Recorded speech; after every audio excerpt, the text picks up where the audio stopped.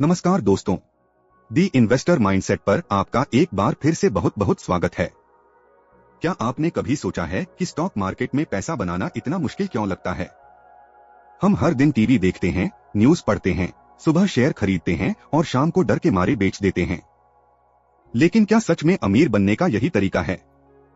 आज मैं आपको एक ऐसी निवेश तकनीक के बारे में बताने जा रहा हूं जिसने भारतीय शेयर बाजार के बड़े बड़े दिग्गजों को हिलाकर रख दिया है। हम बात कर रहे हैं सौरभ मुखर्जी और उनकी टीम द्वारा लिखित कालजयी किताब कॉफी कैन इन्वेस्टिंग। दोस्तों, इस किताब का नाम कॉफी कैन क्यों पड़ा? इसके पीछे एक बहुत ही दिलचस्प कहानी है। पुराने समय में अमेरिका में लोग अपनी सबसे कीमती चीजों को कॉफी के डिब्बों कैंस में भरकर गद्दे के नीचे छिपा देते थे और दशकों तक उन्हें छूते भी नहीं थे। जब कई सालों बाद वे डिब्बे खोले जाते तो उनकी कीमत कई गुना बढ़ चुकी होती थी।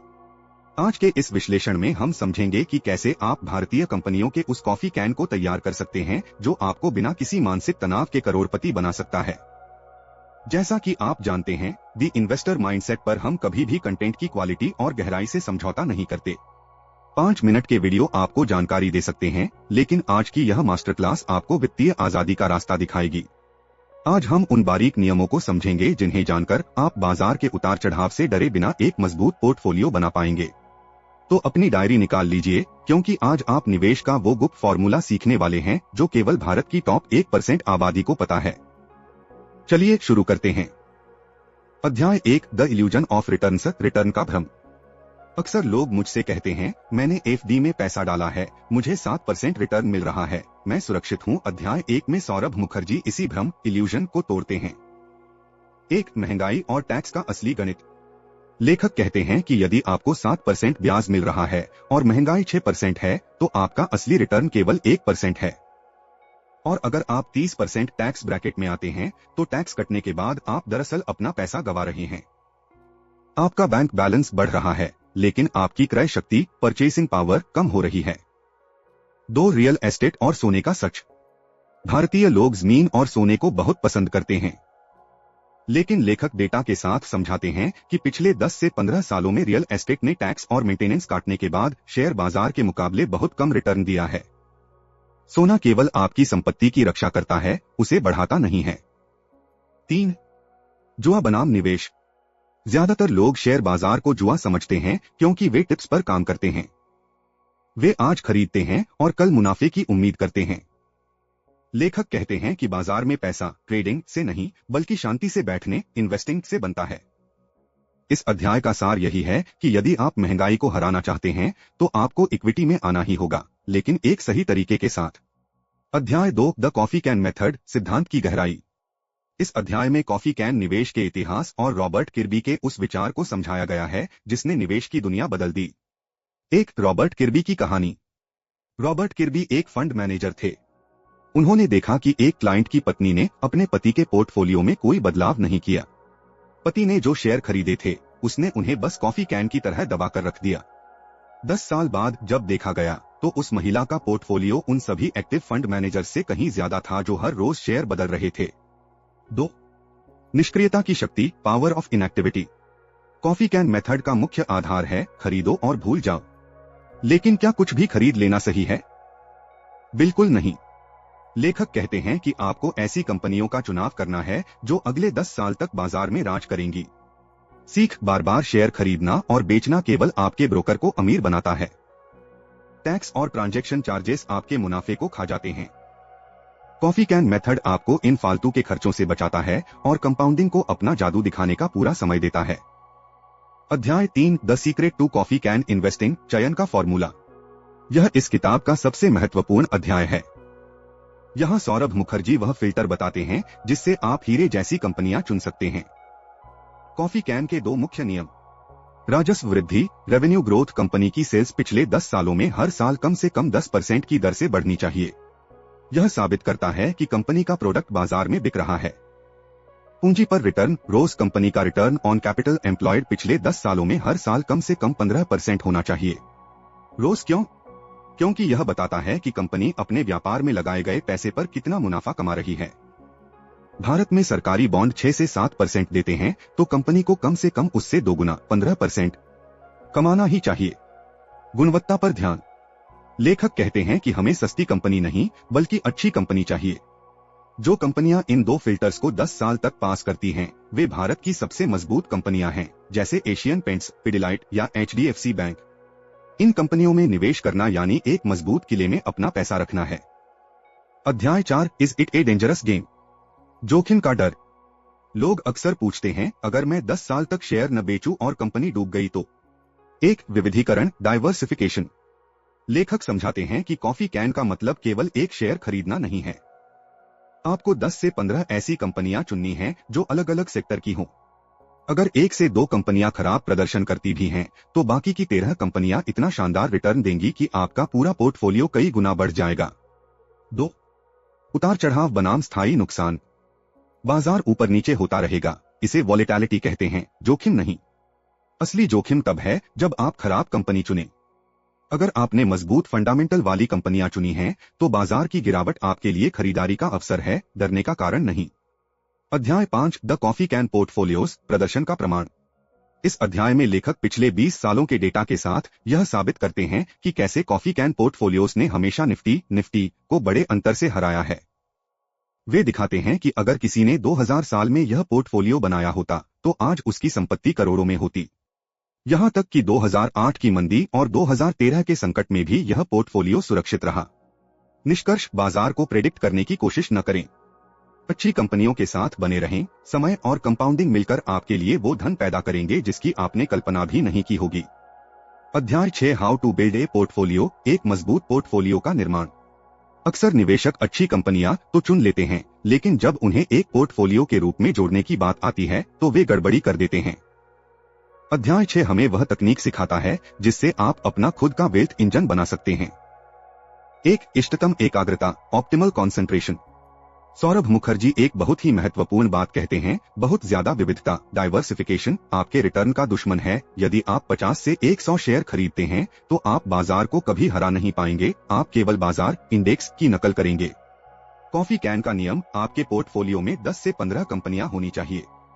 तर्क, 10 से कम कंपनियां रखना बहुत जोखिम भरा है, क्योंकि एक कंपनी का डूबना आपके पोर्टफोलियो को बर्बाद कर सकता है। वहीं 15 से ज्यादा कंपनियां रखना आपके ध्यान को भटकाता है। 10 से 15 कंपनियां सुरक्षा और हाई रिटर्न के बीच का सबसे मीठा बिंदु, स्वीट स्पॉट हैं। 2. सेक्टर का सही संतुलन, सेक्टर न्यूट्रलिटी। अध्याय 6 हमें चेतावनी देता है कि कभी भी एक ही क्षेत्र की सारी कंपनियां न चुनें। उदाहरण, मान लीजिए आपने भारत के 10 बेहतरीन बैंक चुन लिए। यदि बैंकिंग सेक्टर में कोई संकट आता है, तो आपका पूरा पोर्टफोलियो नीचे गिर जाएगा। समाधान, अपने 10 से 15 शेयरों को 4 से 5 अलग अलग सेक्टर्स में बांटें, जैसे consumer goods, paint, biscuits, finance, private banks, NBFCs, pharma और टेक्नोलॉजी। इससे आपका पोर्टफोलियो एंटी फ्राजिल बनता है, यानी झटकों को सहने की ताकत रखता है। 3. समान वजन का सिद्धांत, इक्वल वेटिंग। लेखक सलाह देते हैं कि शुरुआत में हर कंपनी में बराबर पैसा डालें। यदि आपके पास 10 लाख रुपए हैं और 10 कंपनियां हैं, तो हर कंपनी में 1 लाख रुपए डालें। यह मत सोचिए कि यह शेयर ज्यादा अच्छा है तो इसमें ज्यादा डालूं। कॉफी कैन में हम यह नहीं जानते कि कौन सा शेयर मल्टीबैगर बनेगा, इसलिए सबको समान अवसर दें। 4. निष्क्रियता की शक्ति, power of doing nothing. Portfolio बनाने के बाद सबसे कठिन काम है कुछ न करना। लेखक कहते हैं कि हर रोज पोर्टफोलियो चेक करना एक बीमारी की तरह है। एक बार जब आपने 10 का फिल्टर लगाकर कंपनियां चुन ली हैं, तो अगले 10 साल के लिए अपना ब्रोकर ऐप अनइंस्टॉल कर दें। बाजार का शोर, नॉइज आपके धैर्य को तोड़ने की कोशिश करेगा, लेकिन आपको अपने कॉफी कैन पर भरोसा रखना है। अध्याय 7, the role of financial advisers, सलाहकार की असली भूमिका। अध्याय 7 निवेश के उस पहलू पर बात करता है जिसे अक्सर लोग नजरअंदाज कर देते हैं, एक अच्छे सलाहकार की जरूरत। एक सलाहकार बनाम ब्रोकर। लेखक समझाते हैं कि एक ब्रोकर चाहता है कि आप बार बार ट्रेडिंग करें क्योंकि उसे कमीशन मिलता है, लेकिन एक सलाहकार का लक्ष्य आपकी नेटवर्थ बढ़ाना होना चाहिए। सीख, हमेशा फीस ओनली सलाहकार चुनें, जो आपसे सीधी फीस ले और जिसे आपके ट्रांजैक्शन से कोई लालच न हो। 2. व्यवहार संबंधी अंतराल, द बिहेवियर गैप। निवेश में सबसे बड़ी बाधा गणित नहीं बल्कि मानव मनोविज्ञान है। जब बाजार 2008 या 2020 की तरह गिरता है, तब डर के मारे अच्छे निवेशक अपना पोर्टफोलियो बेच देते हैं। सलाहकार का असली काम आपको खुद से बचाना है। वह एक कोच की तरह होता है जो आपको याद दिलाता है कि भाव गिर रहे हैं, लेकिन कंपनी का बिजनेस अभी भी मजबूत है। वह आपको पैनिक से बचाता है और आपको आपके लक्ष्यों की ओर केंद्रित रखता है। 3. एसेट एलोकेशन का विज्ञान। एक सलाहकार आपको बताता है कि आपकी उम्र और जरूरतों के हिसाब से आपको कितना पैसा इक्विटी में, कितना डेट में और कितना सोने में रखना चाहिए। पोर्टफोलियोस बनाना आसान है, लेकिन उसे अपनी लाइफस्टाइल के हिसाब से कस्टमाइज करना एक विशेषज्ञ का काम है। अध्याय 8 द एस्टेट प्लानिंग, विरासत का संरक्षण और हस्तांतरण। अक्सर निवेशक बहुत बड़ी संपत्ति बना लेते हैं, लेकिन अध्याय 8 एक कड़वी सच्चाई बताता है। यदि आपने अपनी संपत्ति के उत्तराधिकार की योजना नहीं बनाई, तो आपकी मेहनत की कमाई कानूनी लड़ाइयों में खत्म हो जाएगी। 1. वसीयत विल की अनिवार्यता। लेखक कहते हैं कि वसीयत बनाना केवल बूढ़े या बहुत अमीर लोगों का काम नहीं है। हर उस व्यक्ति को वसीयत बनानी चाहिए जिसके पास कोई भी संपत्ति, शेयर, घर, गोल्ड है। वसीयत यह सुनिश्चित करती है कि आपकी अनुपस्थिति में आपकी संपत्ति उन्हीं लोगों को मिले जिन्हें आप चाहते हैं। यह आपके परिवार को कोर्ट कचहरी के चक्करों से बचाता है। 2. नामांकन और संयुक्त स्वामित्व, नॉमिनेशन जॉइंट होल्डिंग। अध्याय 8 एक बहुत ही व्यावहारिक चेकलिस्ट देता है। क्या आपके डीमैट खाते में नॉमिनी है? क्या आपका बैंक खाता जॉइंट है? क्या आपके परिवार को पता है कि आपने कहां और कितना निवेश किया है? एस्टेट प्लानिंग का मंत्र निवेश का अंत केवल मुनाफा कमाना नहीं है, बल्कि उस मुनाफे को सही सलामत अपनी अगली पीढ़ी तक पहुंचाना है। 3. ट्रस्ट का निर्माण। अत्यधिक अमीर लोगों के लिए लेखक फैमिली ट्रस्ट बनाने की सलाह देते हैं ताकि संपत्ति सुरक्षित रहे और उस पर टैक्स का बोझ कम हो। अध्याय 9 पुटिंग इट ऑल टुगेदर, एक संपूर्ण रोड मैप। अंतिम अध्याय पूरी किताब के सार को एक कार्य योजना, एक्शन प्लान में बदल देता है। सौरभ मुखर्जी यहाँ एक फाइनल चेकलिस्ट देते हैं। 1. कॉफी कैन की 10 वर्षीय शपथ। लेखक कहते हैं कि यदि आप 10 साल तक नहीं रुक सकते, तो आप कॉफी कैन निवेश के लिए तैयार नहीं हैं। यह तकनीक उन लोगों के लिए है जो फटाफट अमीर नहीं बनना चाहते, बल्कि जो निश्चित तौर पर अमीर बनना चाहते हैं। 2. फिल्टर का कड़ाई से पालन। कभी भी भावनाओं में बहकर ऐसी कंपनी न चुनें जो आपके 10% सेल्स ग्रोथ और 15% रोज के फिल्टर को पूरा न करती हो। चाहे वह कंपनी कितनी भी फेमस क्यों न हो, यदि डेटा गवाही नहीं देता, तो वह आपके कॉफी कैन का हिस्सा नहीं बन सकती। 3. नियमित समीक्षा, एनुअल रिव्यू। कॉफी कैन का मतलब सो जाना नहीं है। साल में एक बार, सिर्फ एक बार अपने पोर्टफोलियो को देखें। यदि कोई कंपनी लगातार 2 से 3 साल तक उन फिल्टर्स को तोड़ रही है या उसके मैनेजमेंट में कोई बड़ा घोटाला सामने आया है, तभी उसे बदलें। अन्यथा बाजार के शोर को नजरअंदाज करें। 4. निष्कर्ष। कॉफी कैन इन्वेस्टिंग एक लो रिस्क, हाई रिटर्न रास्ता है।